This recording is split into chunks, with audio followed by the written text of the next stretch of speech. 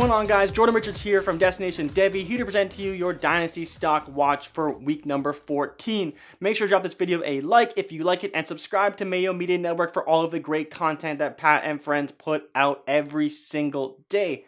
Now, last week I mentioned that I wanted to talk about kind of like my building blocks for each position: quarterback, tight end, wide receiver, running back, and kind of how I build my dynasty teams, who I'm looking at in the offseason. The season's obviously winding down. There's not a whole lot for us to navigate as far as stock goes. Like I mentioned last week, Cam Akers' stock continues to go up. Justin Jefferson's stock is through the roof right now. There's a lot of guys who are kind of rising and falling a little bit, but we know what we know. We've seen it for 13 weeks. There's not a whole lot to figure out as far as their value goes this season. It's mostly about next season and beyond. So this week I wanted to touch on the quarterbacks. Last week I touched on tight ends if you missed that video. And then in the future videos I'll touch on running back and wide receiver. But for the quarterbacks, what I'm noticing honestly is a very good market as far as I'm concerned. And the main reason why I say that is because I'm not seeing a whole lot of value in terms of the quarterback position. You have your staples at the top. You have your Patrick Mahomes, your Kyler Murray, your Lamar Jackson as your top three quarterbacks. Then followed by your Russell Wilson, Deshawn Watson, which I think they should be about there. The one guy I think is a little bit overvalued in some respects is Lamar Jackson. Yes, he's having a down season, but I think we're all seeing kind of what he can't be in some respects, where his limitations are. And to see him drafted as QB3 overall, it is difficult for me to kind of put that stock in a guy right now. He's having a down season, yes, but I don't think his stock is going to plummet tremendously to where he's going to be a great value. But where you're drafting him right now as a QB3 overall, it's kind of too much for me. I would just prefer a safer passer. And one thing I would say for sure, if there's one guy I believe in more than anybody right now, it's Deshawn Watson. We saw what he did this past week, and we saw what he can do overall. And it's very encouraging to see a guy with basically no weapons. He's the superstar. He's the show. He keeps that team moving. And he reminds me a lot of Aaron Rodgers in some respects. I know it's kind of a weird comp, but the reason why I compare him to Aaron Rodgers is because we've seen Aaron Rodgers kind of just get it done with not bad players, because he's had Devonta Adams, he's had Jordy Nelson, he's had Randall Cobb. He's kind of made it work, but he has had moments where he hasn't had a whole lot. Devonta Adams might be injured, maybe this guy's hurt, and he just kind of finds a way to get it done.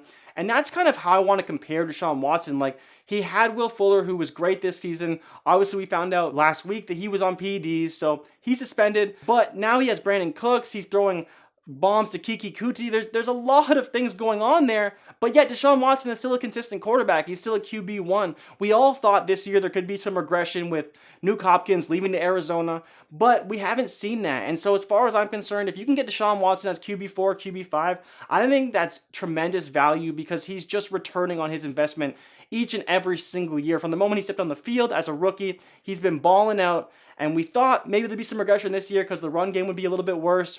The pass game obviously would be a little bit worse, but really as far as fantasy is concerned, he hasn't really been all that different. He's still been the same stud quarterback we've seen. We've not seen a level of regression from him, and I really expect him to still be that QB1.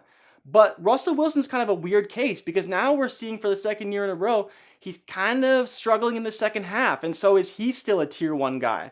Like, I'm fully confident in Patrick Mahomes, Kyler Murray. I'm iffy on Lamar Jackson as tier 1. I like Deshaun Watson as tier 1. And that's kind of it, though, as far as I'm concerned. I don't know if I want to put any of these other guys in tier 1. I'd love to have Dak Prescott in tier 1. I was a big fan of him coming into this season. I was drafting him as QB3, QB4 overall, right around where Kyler Murray is. But I don't know if I can put him there right now, being injured and all these different things going on. Then you look at Justin Herbert, ascending talent, Josh Allen, ascending talent. But I think the problem with Herbert and Allen is they've been so good this season. I think I want to just see it one more time. It's not that I don't believe they're not stud quarterbacks, but I do think there is a clear tier break there, especially with looking at Allen's splits versus good and bad defenses. He has a tendency to beat up on bad defenses, which we want to see our quarterbacks do that, of course, but then he plays a good defense and he's not as good. That happens to a lot of quarterbacks, but as far as studs go, if you're drafting a guy as QB5, QB6, QB7, you want them to be really, really good, really, really consistent. And I think Allen can be a little bit hit or miss. We've obviously seen him take tremendous strides in the passing game this year, but I don't know if I'm ready to crown him as far as he's a tier 1 guy. He's a can't miss quarterback each and every week. despite what he did this past week to the San Francisco 49ers, he was tremendous. He showed what he can do. But again, it's just, I don't know if I'm there yet. I don't know if I would put him up there with Murray, Watson, Mahomes, Lamar. Like, those guys have all really shown us how unique their skill sets are on top of how talented they are. And that's the thing that I don't really give Josh Allen. He's not quite that freak, like that unique unicorn that we see out of those other four guys, and why I'm not really ready to put him there. Russell Wilson, of course, his accuracy, his ability to throw outside the pocket is just tremendous. And that's where I'm iffy on him because his second halves have been so poor. It's kind of hard to get a read on him, but he's probably still my QB5 where he's being drafted right now, and he's not a bad value as far as I'm concerned. Now, you move down the list a little bit, you get into kind of the Ryan Tannehills, the Tua Tagovailoas, the Aaron Rodgers, who's just an aging talent, so people tend to value him lower like we do with older quarterbacks. But then you talk about slotting in some of these guys, like there's potentially going to be 4 to 5 quarterbacks drafted in the first round this year. Now, this past season, we saw 3 quarterbacks drafted in the top 5 picks with Burrow, Tua, and Herbert, and we've seen already how well they've slotted in. They were drafted in kind of the back QB1 range, early QB2 range as far as Herbert goes. But let's kind of see how these new quarterbacks fill in. We should see quarterbacks 1, 2, or at least 1, 2, or 3 with Trevor Lawrence and Justin Fields. We'll see kind of how Trey Lance fits in, Zach Wilson, Mac Jones, Kyle Trask, all these other quarterbacks.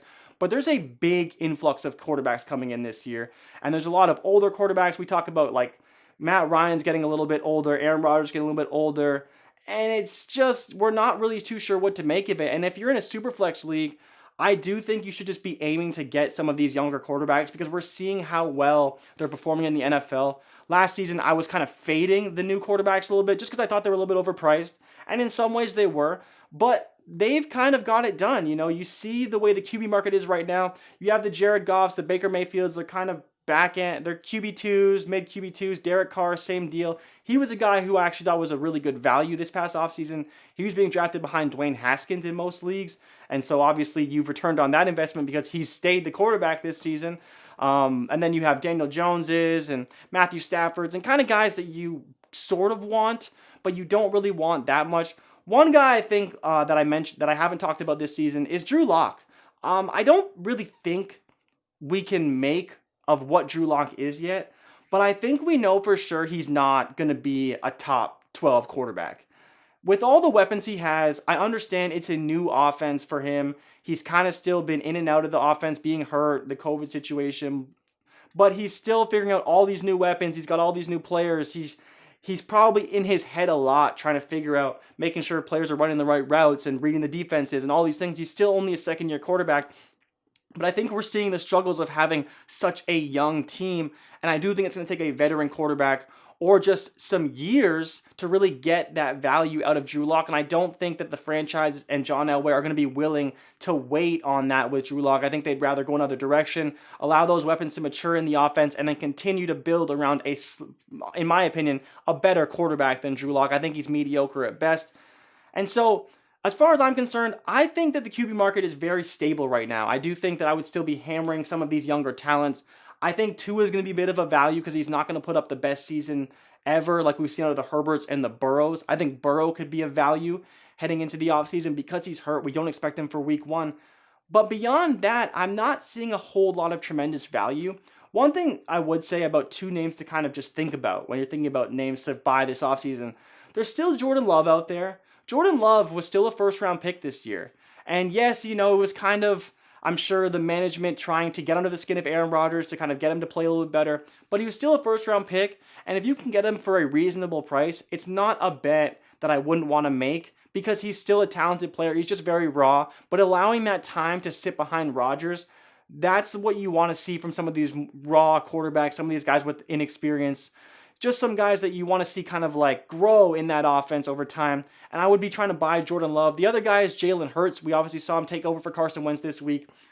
Wentz is like, he's a bit of a mess right now. You don't know what to make of Carson Wentz. We don't know if he's going to be the starter long term. But we do know is he has a massive dead cap number. Just massive. I believe it's over $50 million right now. So they can't cut him. They can't get rid of him. But at some point, the organization is going to have to figure out if Jalen Hurts is any good, whether that's this season, whether that's next season. I do believe that whether we think Jalen Hurts is the better quarterback, there is definitely an opportunity for him to be a better leader in this offense. Carson Wentz doesn't instill any confidence in any of the players around him. All he does is take sacks, throw interceptions, throw errant passes, make mistakes. Jalen Hurts is, honestly, he's kind of the anti-Carson Wentz. He's a guy who plays it safe. He went to Alabama, went to Oklahoma, played in a high-powered offense and a very conservative run offense, so he can basically do anything the franchise needs him to do, whether they want him to run the ball, pass the ball. He's not going to make mistakes. He has a very smart football IQ, and that's one of the reasons why he got drafted in the second round, because he's such a smart player. Yes, he does not the best throw of the football, but he's talented when you put his entire skill set together. Now, lastly, the guy I want to touch on is Jacob Eason, the quarterback for the Indianapolis Colts. Now, there's a lot of kind of speculation about Carson Wentz potentially being reunited with Frank Wright in Indianapolis, but Jacob Eason was still drafted by the Colts this past year, and I think that there's an opportunity for him to kind of fill in that role, depending on what they choose to do with Phillip Rivers and Jacoby Brissett.